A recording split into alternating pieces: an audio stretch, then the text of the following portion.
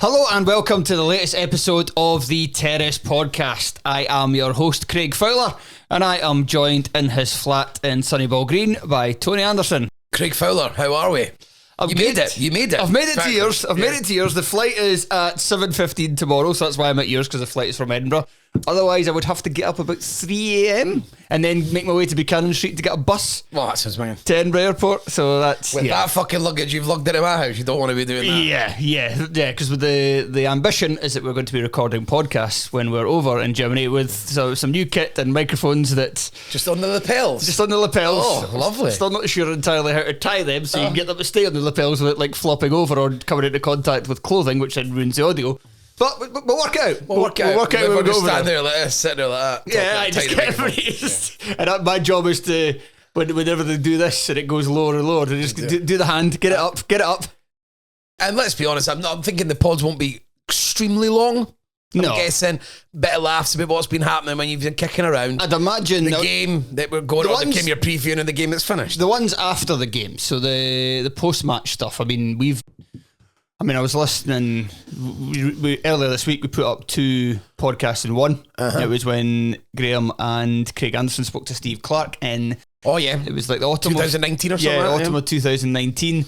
And then, so that was the first part, and then I shoved on myself, Joel, and Ewan talking about the Norway game, which was a Patreon episode at the time, and that was like 40 minutes by itself. So I reckon we could do easily like 40 minutes, especially if we win. Have a post game one.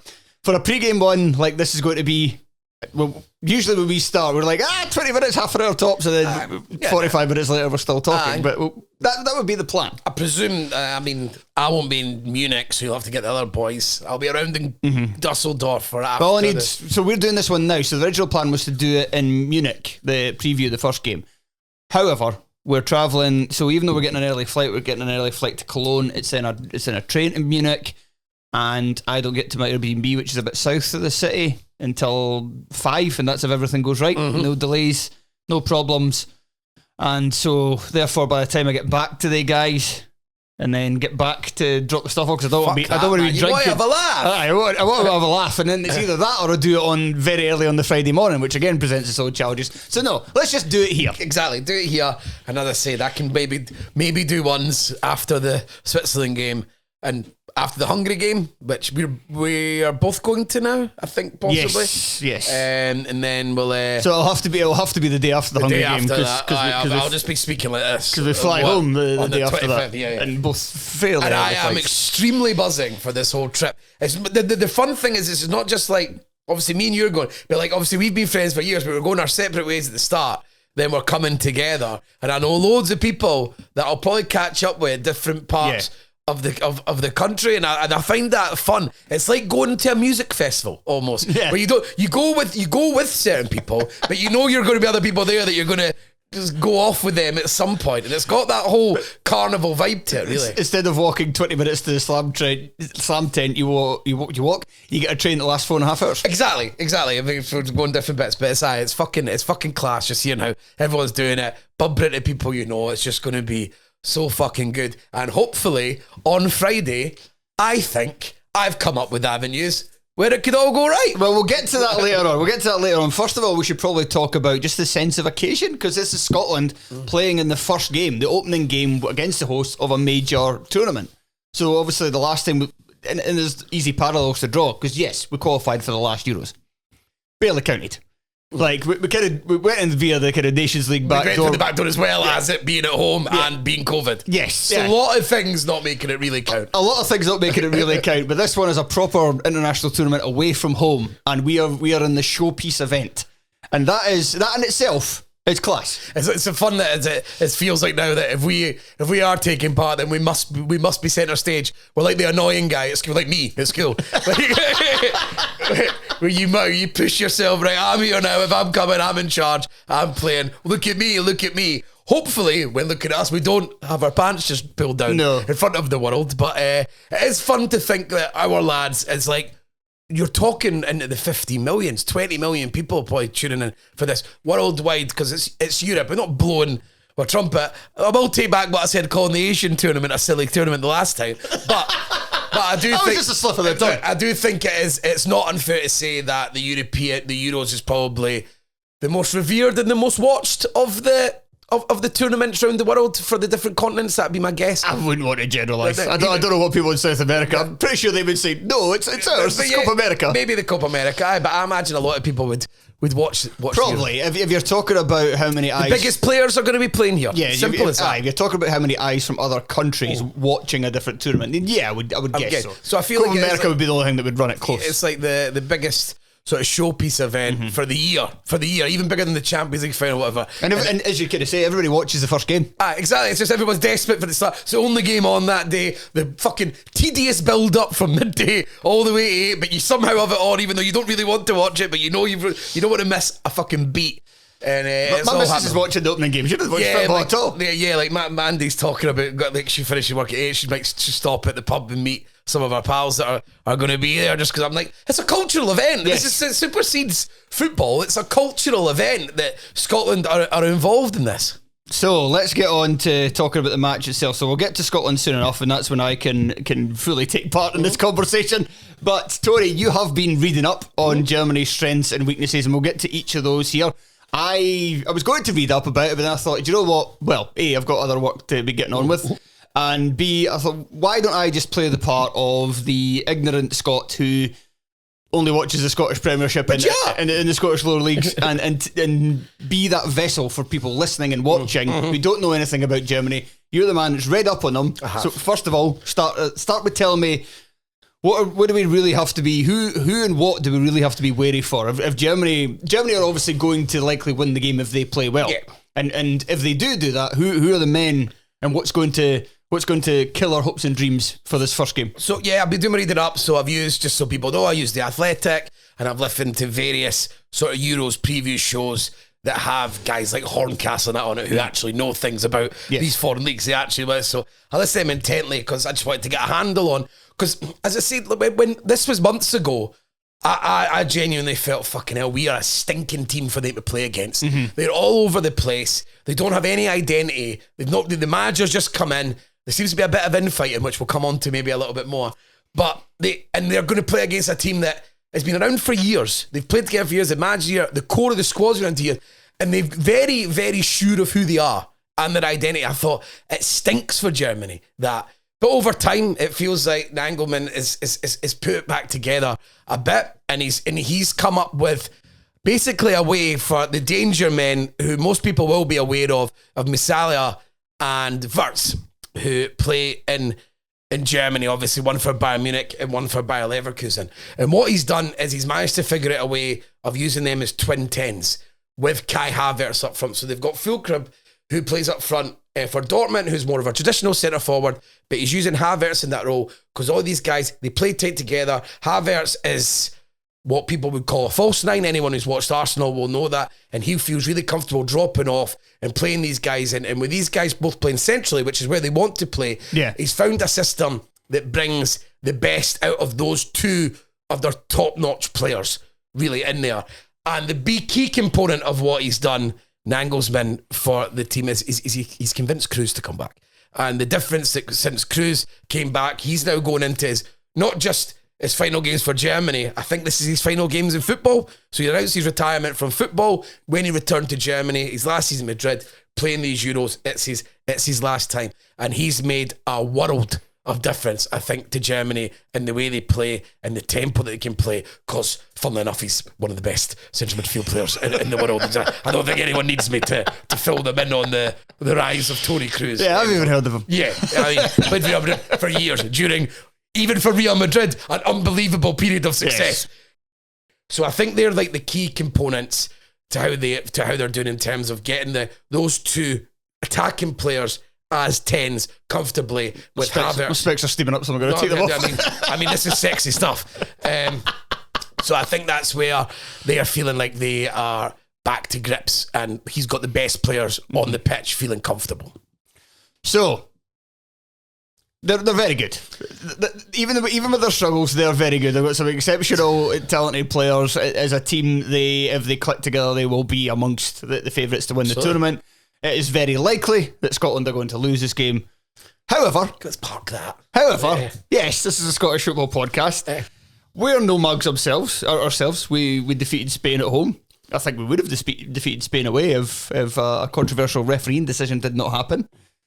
And we've shown that, well, we're not quite at that level. We can compete in that level, especially in a competitive game. Yes. As we've shown over recent seasons. There's also the draw with England at Wembley, beating Denmark. I was going to say etc. I don't know if there's any other examples, but they're pretty good examples over a small Spain, Denmark, and England have all struggled against Scotland. So we have the capability of giving them a tough game, and I think we have the capability of getting a surprise result in this opening match. And if we do manage to do that, what is it about Germany that is their weakness that we're going to exploit? I mean, this will sound, again, for the casual fan, this will sound ridiculous.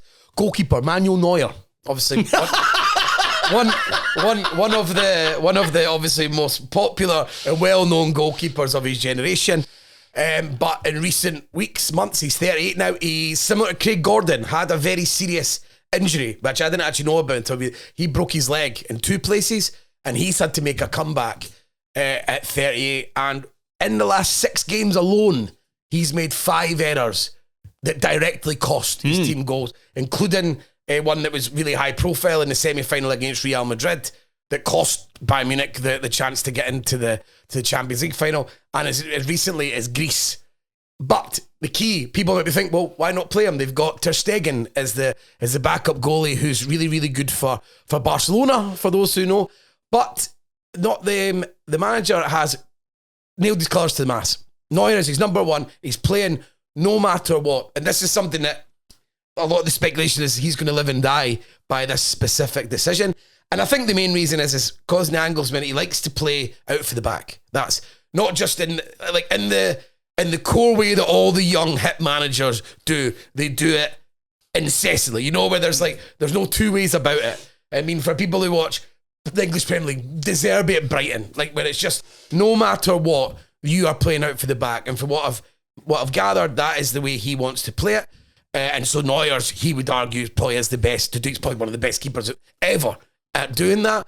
But recently, it's simply been costing them. Yes, because he will be getting on a bit as well. He's 38 years old, and so they will line up with him in goals, and it'll be Antonio Rudiger, who's played for Chelsea, who's at Real Madrid now, and he'll be playing with Ta, who is the centre-half at Bayer Leverkusen. They are definitely going. Hummels hasn't been picked despite being thought of as possibly the best performer, one of the best performing players in the Champions League. He didn't want to play him for not having the best ball skills, but he decided not to take him in general because apparently Hummels is a bit of a mouthy cunt. He's been moaning a lot about not being picked, and I think he thought if he doesn't play him, he's going to disrupt the squad. Maybe like someone like Cristiano Ronaldo is maybe like how other people would relate to that. So that's a decision that they too will definitely play. And another key component is he's moved Kimmich from midfield, who'd been playing there a lot. He's moved back to the more traditional slot that people might know him, and he is the right back, and they'll be playing with a back 4 like that.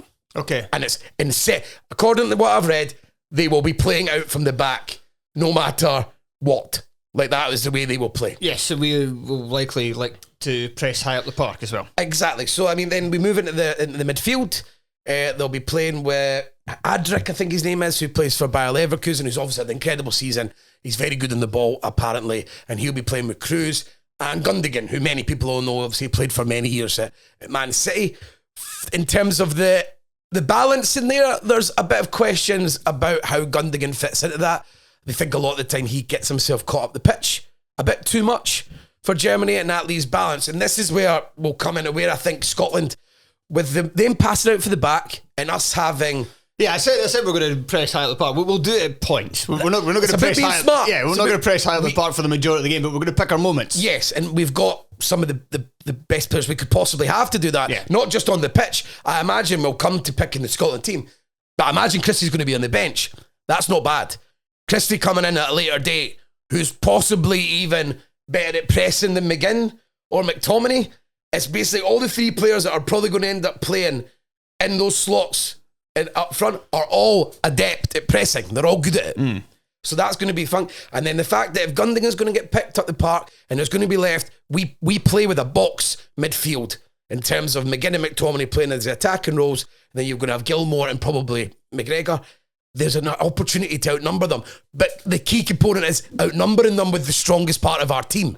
And I think it's not just like talking about, they've got a weak right back and we're doing it with Tierney and Robertson. In that central bit, where they look like they are unbalanced, according to what I've read, and Gunning get caught up, there's a bit where we could maybe get a bit of domination, which means we can have periods of the game where maybe we can be on top, which we're going to need to.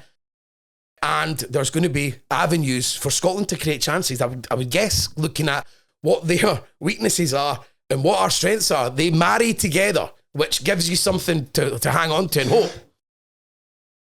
Right, okay. In that case, let's get to the Scotland team. We'll go with what we think it'll be. Well, I think we'll play with a back three. And again, it'll be Angus Gunning goals. Absolutely. And then we've got the question, is it going to be... I think we've got the Tierney, definitely. Yes. And then there's a discussion, is it Hendry, Porteous or Hanley? Yes. Two of those three. I'm starting to get the feeling Hanley's going to get the nod. I think it'll be the same back three that played against Christ, who would have played in Finland. the most recent game. I think it'll be the same three just because. So Hanley started both friendlies, so I think he's trying to get him up to speed after he was out for a bit of a period. And I think he didn't want to, and Clark said before, and he wasn't just going to pick the team that was going to play Germany because he still wanted to keep them guessing. But I think if you want a wee bit of continuity from the Finland game from 1 week to the next, I think centre-half's the one area where you would probably want them to get back up to speed together. It's also, we done very well with Hendry and Porteous together, but Hanley was always kind of a first choice before then, and it's just hard to... It's hard to know exactly. Steve Clark, somebody always keeps his cards very close to his chest, but it's hard to know as well. He might just kind of rate Hanley that much, and he's a different kind of player to the other two of them. He's the most brutish of the central. Yeah. Like this, in a back three. And if he's the slappy, doesn't he? And if we're going to be doing some deep defending, which we will have to be, then I just think Clark might go with him. He's the best at it. I don't really have a strong opinion on who we should go with one way or the other, because I do see the reasoning in going with Hanley, and I also wonder as well whether Clark's maybe gone off Porteous a little bit because he's been playing the Championship for Watford. They didn't have a good season. They finished 15th. Porteous himself didn't play particularly well for them. It sounded like he had a very up and down time. Yes. Very, because he was scoring goals and stuff, I saw. And Clark does have his favourites, but he has also had instances before of he's taken players out who have just been in bad form. Declan Gallagher being the example of that. Declan Gallagher, one of the heroes of the qualification for the last Euros, and then when his form nosedive when he went to Aberdeen, that was him out of the picture entirely. So there is form for Clark doing that, even though he is usually somebody that's quite loyal. But I also don't mind the other aspect of it if it is Hendry, Porteous and Tierney, because that's what we looked. That was kind of when we looked our best. Yeah, with the exception of the Spain game at home where Hanley did play and McKenna played in the back three, instead of Tierney. Porteous played. Aye, but Porteous and Hendry looked pretty good for the most part. So do you just kind of stick with what was working? And it also as well means you've got three centre backs who can carry the ball out. Exactly. Which is again 10 when you're going to play counter attacking football, which we are. That's a really big positive. What in terms of the tough call here is because Hendry's became one of our best players over the last few years. His performances have really went like that. He's went into a different level of what you thought he was capable of in a Scotland shirt.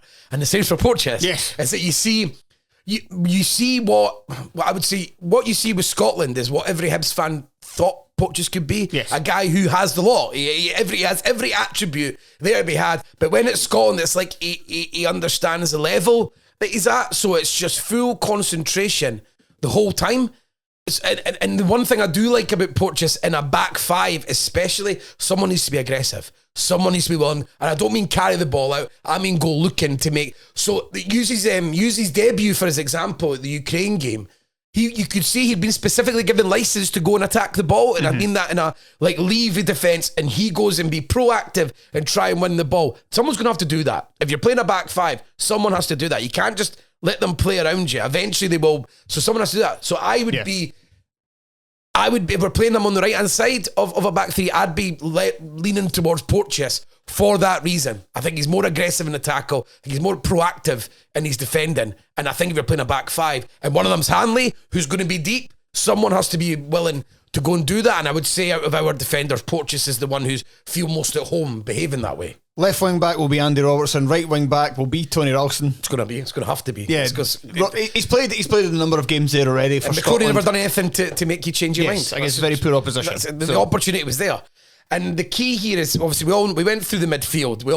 Gilmore, McGregor, the box midfield. But do we know that? I was going to bring this up now. Do we actually know that? Because I think, you said Christie will be on the bench. I don't think he will be. I think Christie will be in the starting 11. He done this against Spain away, and I think he'll do the exact same. I think it'll be McTominay and McGregor as the two. So no Gilmore? No Gilmore. I think that would be insane. I think that would be an awful decision, personally.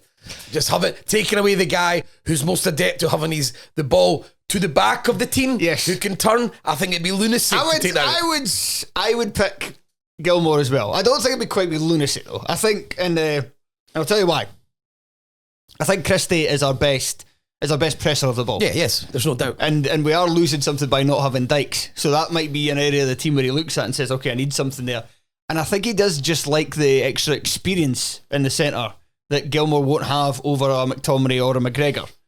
Plays a lot of football now, Gilmore. He does play a lot of football. He just played a full season in the Europa League. And he played at Wembley. I think he'll also see that there are players that are capable of keeping the ball enough that won't necessarily need Gilmore. And if it's such a defensive game, he is very small. And I think he will also kind of look at set pieces and that extra height in there. You're taking away your best goal scorer as well from near the goal, which I think that's another point. When we don't have a lot of forwards, I would always like to see Gilmore in the starting 11. I think he should start every game for Scotland. I think he's that good. However, I don't think that's what Clark will do. I think Christie will start. And McTominay will move back one. And obviously Christie can play that central midfield role as well. And I think it'll just be for this game. I think for the next two Gilmore will come back. And Christie can play that central midfield role. I know he's not done it for Scotland much, but he's done it for his whole.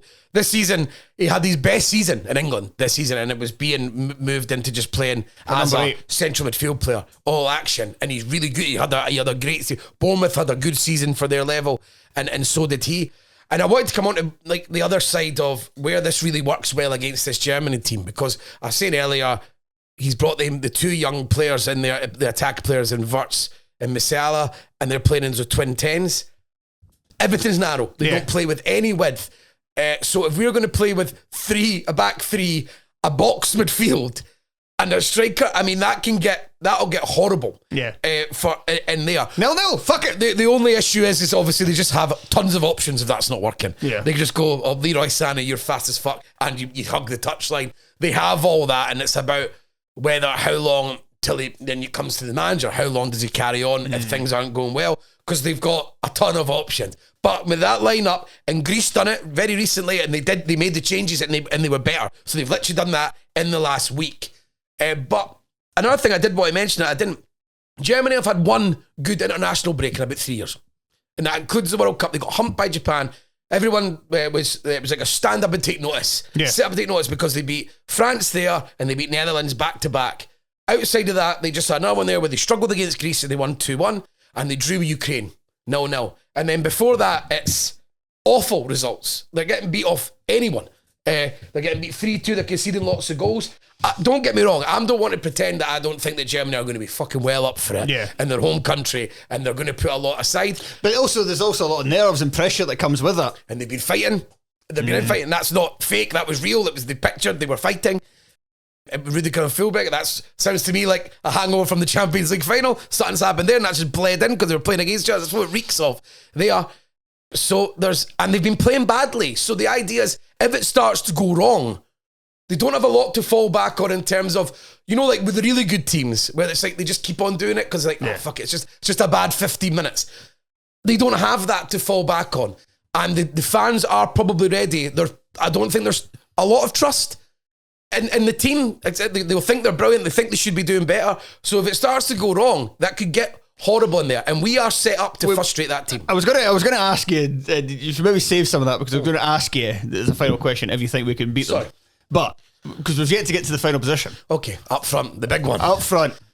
So you think it's going to be McGinn and Christie? You thinking it's going to be McTominay and McGregor? Yes. Right. Okay. Right. So even if it's not, who plays up front? It's got to be Adams, man. And I say that only because if you're playing against a team that's going to be beating you, there has to be someone who, I'm not saying this is a Hibs cunt or whatever, despite this. It's just... Tony's wearing a Hibs top. You have to, when you're playing a game where you're going to be pinned back for long periods, the guy has to be able to go over the top. They have to. Yeah. And not going with that to be just... You're taking away the main route to goal. It's not like... Unless you're going to have people getting round up, and unless we're going to be getting the ball into Shankland's feet. And I think Shankland didn't play that well, man. No. And the friendlies to... I did wonder why Adams wasn't playing that much, but I forgot he was injured. He was injured, and he came on the Jota game. That's another couple of things to maybe think of, like how fit is Adams, how fit is McTominay. Like McTominay might not play just because he might not be fit. McTominay's been looked after. I'd be absolutely dumbfounded if he didn't play. I wouldn't. If there's been in full training as well. If there's anything wrong with him though, you wouldn't be entirely surprised if he's on the bench to start it, just because you're thinking of the other two games. Yeah, because they're the ones who you're likely to get points. Yeah, there is that. But I mean, you'll be fucking sick. I didn't forget about the Adams injury thing. So that you're right. He is very likely to start, I would say. I was just kind of getting a bit nervous. Even as a Hearts fan, I was getting nervous. Like, he seems to be giving Shankland a lot of chances. I wouldn't be surprised if Shankland starts. I wouldn't be like spitting my drink out or anything like that. Put it that way. Because I think he does look at, and I said he likes this. Shankland. You like calling Shankland. him up when he was in the fucking Championship. Yes. Like, I mean, there's no doubt he likes him. And I was saying this the last time we were done the podcast when myself and Craig Kearns did it after the Finland game. Is that, and I think I've said it the one before that as well. We just only really create chances from cross balls. Cross balls are winning the ball high up the park. We don't really do it from an awful lot. And when I say we play with guys who we smash through with a hammer rather than try to thread things with a needle. There we go. So and I'm maybe doing Adams a disservice because I've not really seen him play for Southampton, for instance. I've only seen him play for Scotland. But Shankland is good in there. And in the penalty, he's not good at winning flick-ons, but he's very good at finding space in the box. Yes, and he's deadly with like the goal against Finland. Yeah, he does very well. Done well, and it's a good header. Yeah. Aye, so I wouldn't be surprised if. I think I'll be a bit surprised if he starts against Germany. I wouldn't be surprised if he started either of the other two games. It's just that pace, man. But yeah, you're right. Shankland has no pace whatsoever. It's just like that is going to be one of the main routes to goal. It is obviously because if we want to move on to how I can see Scotland. Right, okay, I'll do that now. Let me set it up. Tony. Germany against Scotland, opening game of Euro 2024. Can we beat them? Yes. And I mean, I don't mean that in I'm just doing this because we're on a Scottish football podcast. I think there is avenues for Scotland to win this game. I actually don't think it is ridiculous that this is a game where Scotland could get their arses handed to them. 4-0. Yes. But also a game that Scotland could be 3-0 up in 40 minutes or something like that. I think when you look at the way that sorry, we're playing Cyprus away again. It's just the way that the teams are set up, and they're going to be going bang at it. And I've went through some of the deficiencies that fit into us. And again, it's like us winning the ball high up for a stupid pass early, scoring, a goalkeeping error. They're all parts of things that can and have been happening for Germany. And Scotland being able to do that and getting their tails up and them feeling good about themselves. Similar to like when... I'll use my own team because it's easier. Hibs do it to Rangers over the years. It used to happen fairly regularly, and you're playing a team that Rangers were always better than Hibs. Yes, but just certain Hibs had certain things that could hurt them, and I think that exists. And it's going. I could see us being tucked in, frustrating them getting frustrated tight, and then us being able to hit them quickly. And I think that's why I want to play Gilmore so much. Yeah. It's because I want there to be an avenue where we can play a quick ball into the midfield for winning it, him spinning and turning and just playing a ball quickly.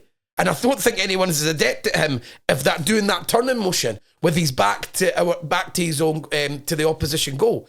When he turns like that, that's really difficult to do. It's a really high skill to have. I would love to have that in a game that you're going to be counter-attacking.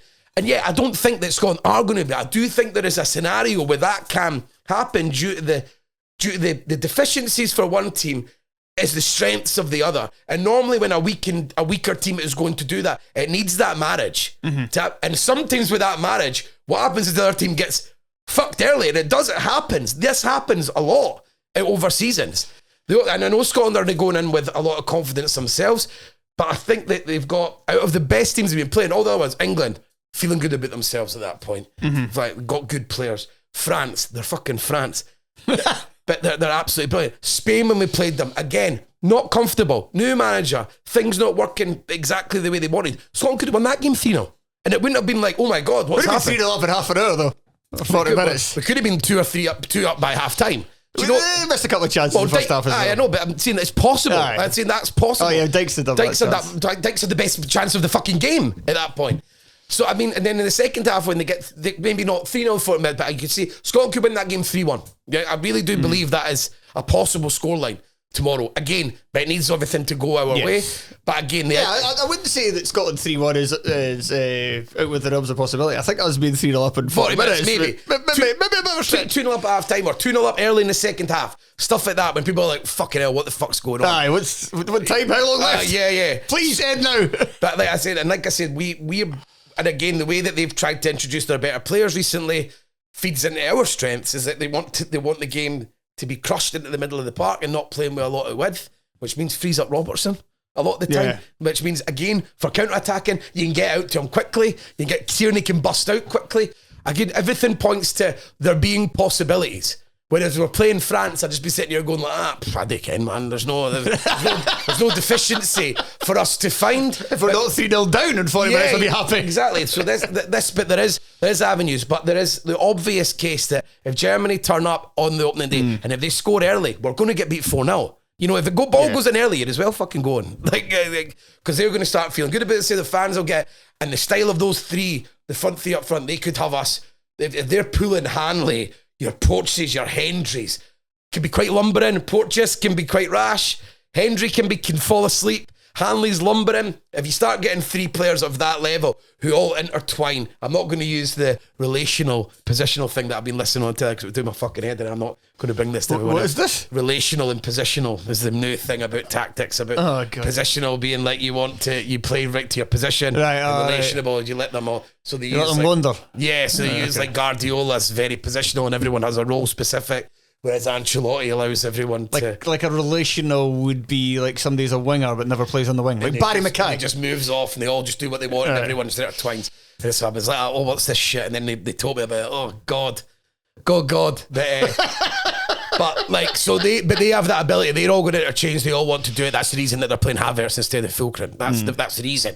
Is so they can do that. So again, if that happens, we could be pulled limb from limb, and it could look embarrassing. I think that's my feeling, is that it's going to be like Scotland doing a fucking number on them, or we're going to get our arses handed. That's the way I view this.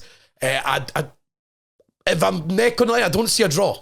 I think Scotland, if they're doing it, they do a number, or it's like a late Germany goal to make it a draw. That'll be my prediction now. My prediction will be another glorious failure. Yeah. So that's what I see. And I think, if you're a Scotland fan, I would be containing myself, but there's excitement that you're playing a fucking brilliant team, but a team that we have strengths that are against their weaknesses. And that's all you can want when you go into a game against a host nation at the beginning, where there is normally shocks as well. There's going to be a shock. Yes. Spain, Switzerland, Senegal, France. This is, if it's happening, this is where it happens. Cameroon, Argentina. This is where it happens.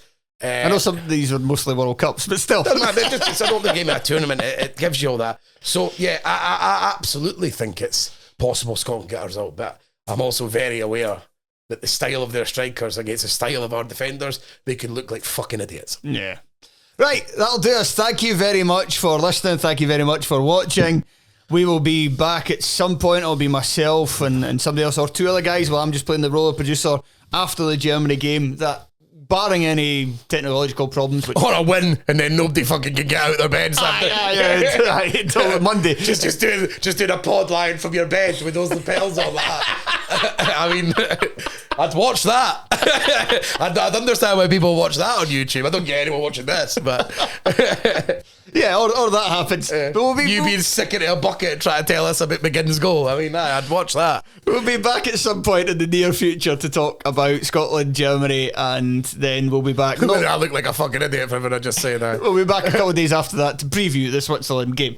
But for everybody travelling, hope you're safe. Hope you enjoy yourself. For everybody watching at home, I hope you're safe and enjoy yourself. Yeah. Just because you're at home, I don't want you to have a dangerous time. Right, that'll do us. Goodbye. Brilliant, man. Class.